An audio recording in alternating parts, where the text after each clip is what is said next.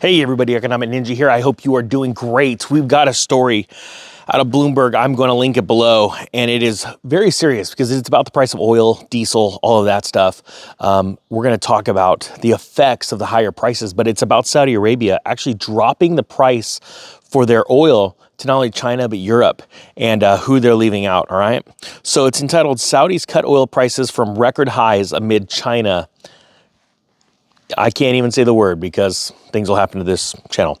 It's pretty sad, but that really is how it works. And I'm trying to wake up as many people worldwide as possible on this economic collapse, how to get prepared, not be scared, and then use the collapse to your advantage to become wealthy and help other people, all right? It says Aramco drops Arab light grade for Asia by almost $5 a barrel. COVID zero strategy has decreased China's oil consumption. So as they had a flare up and everything is, they're, not doing anything, they are obviously using less, which would, it's interesting because, the supply and demand dynamics of anything would cause, as demand wanes or falls, prices decrease. That's how we go from inflation to deflation, right? It's a normal economic cycle. Nothing's really different. But this is what's really, really interesting, okay? So Saudi Arabia cut oil prices for buyers in Asia as the issue over there in China weigh on demand, countering uncertainty around Russia's supply as the Ukraine war drags on. This isn't really making sense to me so far. Saudi Aramco is lowering prices for the first time in 4 months. The state-controlled company dropped its key Arab light crude grade for next month's shipments to Asia, $4.40 a barrel, above the benchmark it uses from $9.35 in May. That's in line with the Bloomberg survey of refiners and traders from late April that forecast a $5 decrease. Now, this is what's really interesting. Aramco also lowered all grades for the Northwest Europe region and almost for all of the Mediterranean. But this is what's very important, guys, and this is what I need everybody, guys and gals, all over the world to understand. Prices for U.S. customers were kept unchanged for May. All right, here's the deal. I started talking about how Russia and Saudi Arabia signed a historic deal back in last August, about almost to the week, 50 years after the U.S. had signed an agreement with Saudi Arabia to provide military hardware, personnel protection, right? In order for, or the request was that we that all oil sales that Saudi Arabia does be made in dollars, okay? So it's literally 50 years to the week almost. This is where it gets really interesting. I've been talking about how the world is abandoning the US dollar system for many reasons, and quite frankly, in my opinion, some good reasons.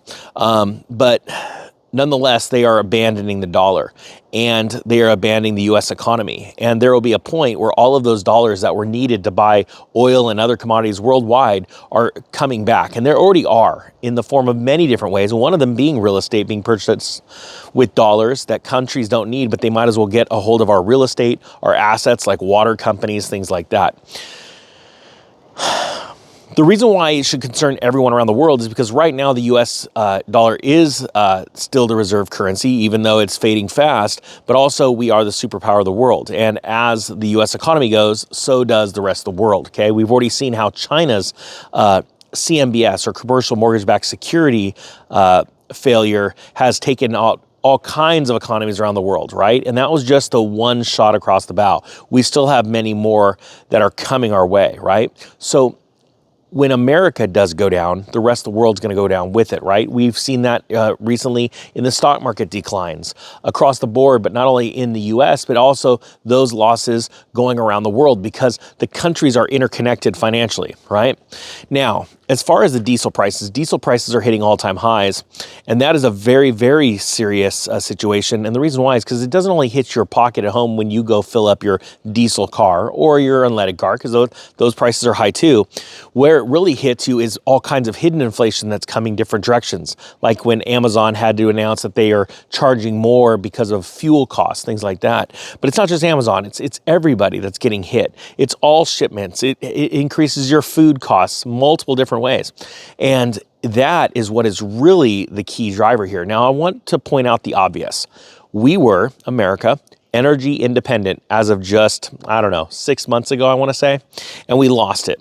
almost at a record pace. It was absolutely insane. And if you don't understand how we were, I would dare you to go and look it up, because it's very important to understand that we went from energy independence to now energy dependent on the rest of the world. And right now, the rest of the world can't stand us. So what they're doing is things like this, where they lower the prices for other countries and not for us. Why? Because, hey, we got plenty of money and we can pay for it. You see, right now, there is no longer a agreement between us and Saudi Arabia. That's just vanished. And ironically, it made it very little press time. But it is very, very important, because it is going to continue to affect us as we fall lower and lower into this economic decline. You know, we've already had one supposed surprise when it came to GDP earnings, right? We're supposed to be positive and it came out negative. And the next one will be negative. I hate to burst a gasket. If any of you guys are watching CNBC, I could almost guarantee every single one of those analysts are wrong. Now, don't take my advice. I'm just the guy that said, that's not the point. I'm not a financial advisor, because that's the world we live in. The financial advisors are the ones that went to school, practically aren't wealthy, don't own their own home, cash, their own cars, but they tell you how to deal with your money. That's where we live. And so hopefully these videos wake people up and people share them, because I'm going to be honest with you. The way that I do my videos, they don't get a lot of airplay, if you know what I mean. New viewers, it's not pushed out to people. And there's a reason for that. But it's because these are the truth. You know, the government doesn't want you getting ready for this. They want you to be a part of it. And quite frankly, that's very sad. I want to lead an army of human beings worldwide, of people that are ready for this, are ready to go out and crush it, and go and take the mountain, take the city, and then be actually good people. You know, yeah, you're going to be wealthy, but then be good to other people. That is the true blessing. That is the true reason for this. You know, it's no fun unless you could take someone with you, right? And I think that's very, very important. So as you guys are starting to think about this, if there's someone new to the channel that's never heard these words before from the Economic Ninja, the guy with the brohawk and a dream, I would encourage you to hit the subscribe button. It helps me. The thumbs up button helps me. My subscribers are the best human beings on earth. I can't say that more genuinely, because I read the comment section, and I absolutely love you guys. I thank you so much for allowing me into your lives. I thank you so much for your friendship, and I thank you so much for your clear thinking and the ability to be good human beings to other people. That really is the message, guys. So thank you again. I hope you have a great day. I'm literally now at this point just stalling because I wanted to hit the 8-minute mark. Shameless plug. It works out so much better for the algo. The algo loves an 8-minute video. All right, there you go. 8 minutes is done. See you guys later. The Economic Ninja is out.